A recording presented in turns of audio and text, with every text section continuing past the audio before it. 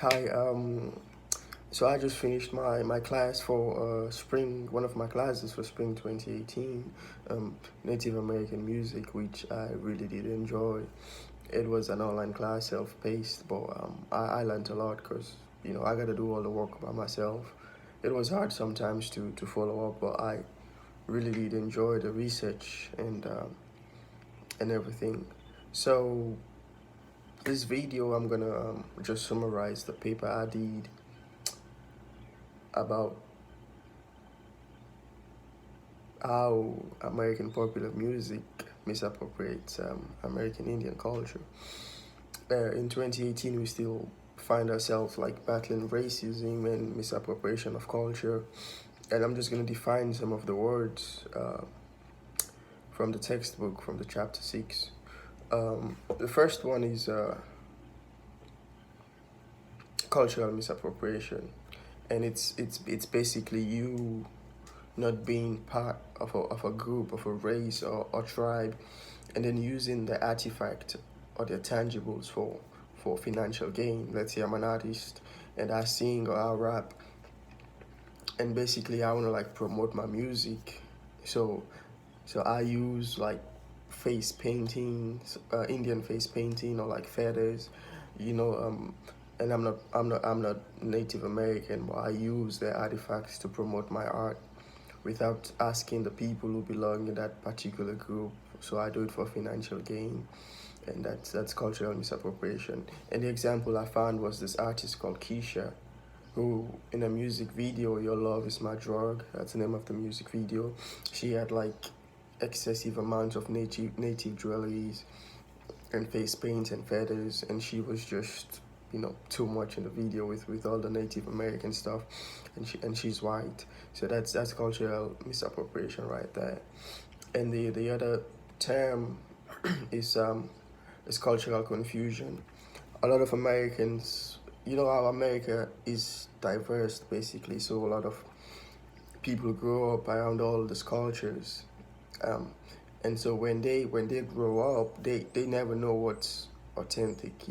They never know what's offensive and what's not offensive, because they grow up as kids playing cowboys and Indians. And the book says a lot of people still think that's okay. A lot of people still think, oh, it's just part of American culture. So they confuse what's good and what's bad when it comes in terms of what to do and what not to do, and what's right and what's not right, and everything. So that was the second word with cultural confusion. The next time on the textbook, well, for the essay, is singing red face. And this was my first time coming across this word actually, because the first I know about blackface, which is still a thing. I guess red face is as well, which is really really bad. But I in the 1950s, I found this article written by Daniel Keyes, which says that it says in the 1950s, a British opera featured red face mimicry, and a journal. Yeah, it says it featured red face mimicry. So basically, it's just people painting themselves, with Native American paints, face painting, and they tried to be Indian. And in the 1950s, it was a huge thing, because you'd see white people, white men, white women doing the face paint and go on stage, and they pretend to be Indians just because they have the face paint on, just like the blackfish too, where people just paint themselves black, and then you become a black man. Like, it's way beyond the face paint. It's where you're from. It's your roots. So singing red face is just similar to blackface, and you see that a lot on theaters, and it was on Peter Pan as well, but that's something I'll talk about later. The scene where Peter Pan went to sing Tiger Lily, and they were singing a song and all that. And then racial antipathy, I don't know if that's how you pronounce it, but it's basically has to deal with attitude the attitude towards another set of group. For example, let's say, um, excuse me, I as a black man don't like this set of people, but for the textbook, it was talking about how white people have this hatred towards American Indians, basically, and they saw them as savages, and a quote from the book basically said the only good Indian is a dead Indian, like that. That was pretty harsh, like the only good Indian. That's a lot. That's a lot to take in. But that's just how the world works, and we are still trying to like move forward from all this. But it's just basically hatred towards a particular set of group, and yeah. Also, I said in the essay that white people at that time saw Indians as lawless, like they stole land from the Indians, and when the Indians protested, they're like, "Oh, these people are lawless." Like it's it's funny, but I mean, it's not funny. I'm just saying the concept behind it. The concept how you steal land from people and then they protest and you like, like you're lawless people, like it's our land. You know, um, and then the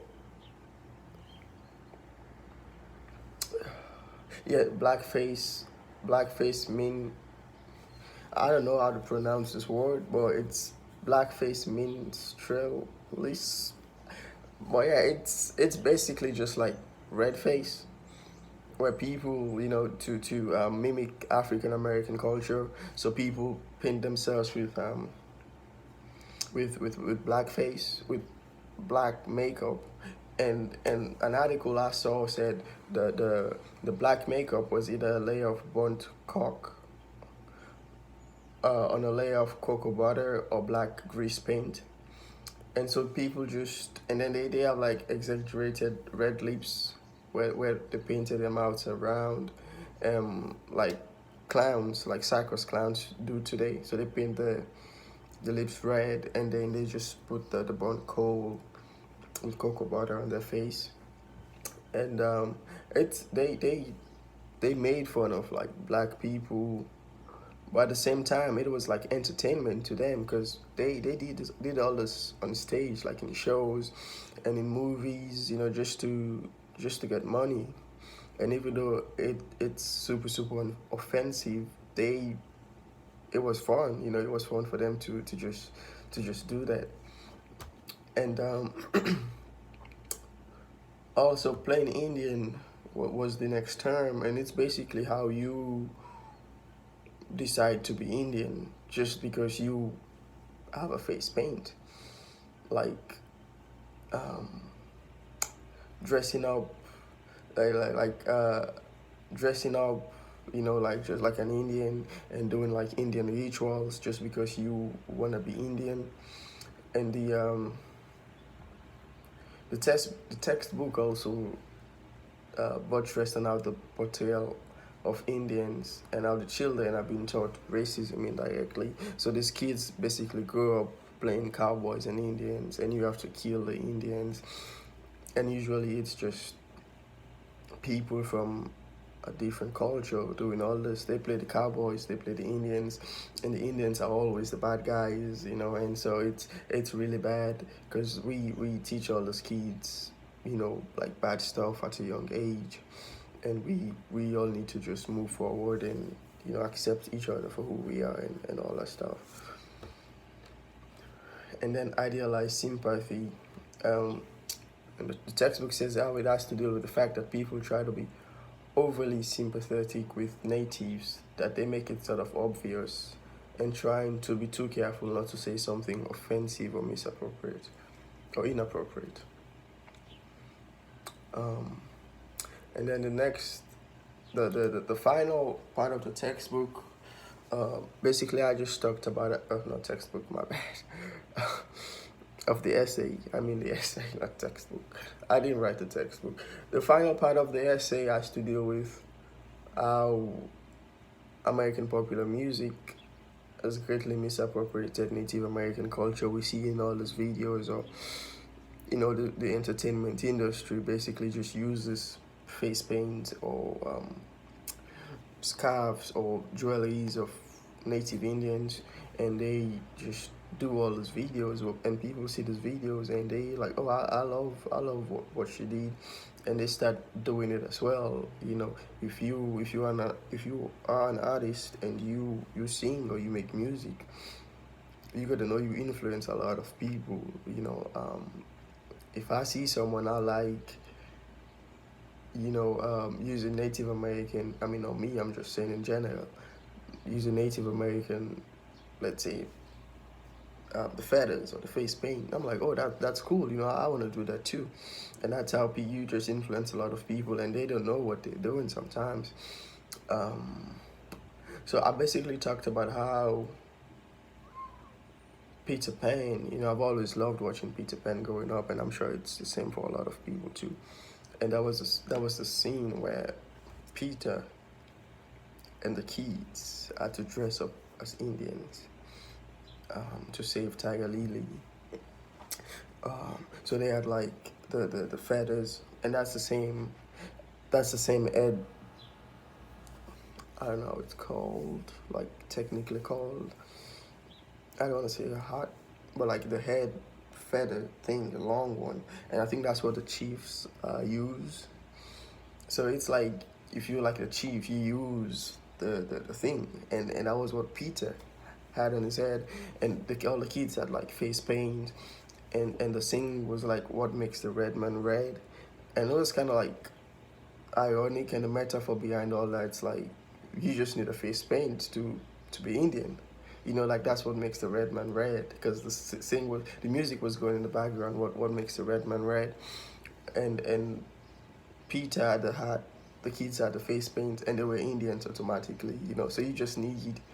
It was just conveying that you just need a face paint, or you just need the head.